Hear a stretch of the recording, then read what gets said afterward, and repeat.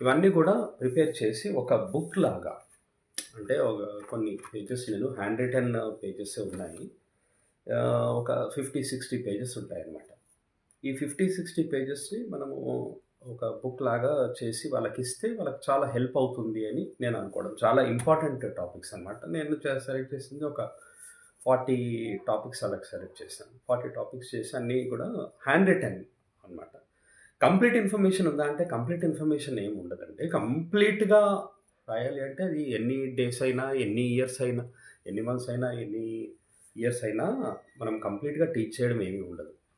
Ideas తీసుకోవాలి, తర్వాత దాని నుండి మనం డెవలప్ చేసుకోవాలన్నమాట. నేను ఇవన్నీ రాసింది ఏంటి అంటే ఒక 1 పేజ్లో రాశాను. క్లియర్గానే ఉంది. ఎస్సే రైటింగ్ అని, తర్వాత బయోగ్రాఫికల్ స్కెచ్ అని, ఇలాంటి టాపిక్స్ అన్నీ సెలెక్ట్ చేసి రాశాను అనమాట.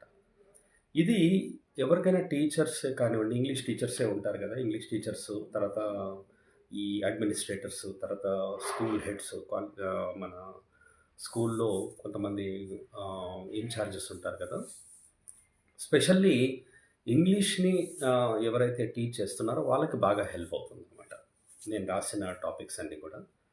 నేను ఇన్ఫార్మ్ చేయడం ఏంటి అంటే, మన వాళ్ళు ఎవరైనా ఉన్నారనుకోండి, మనకు తెలిసిన వాళ్ళు ఎవరైనా ఉన్నా, లేకపోతే ఈ గ్రూప్లో ఎవరైనా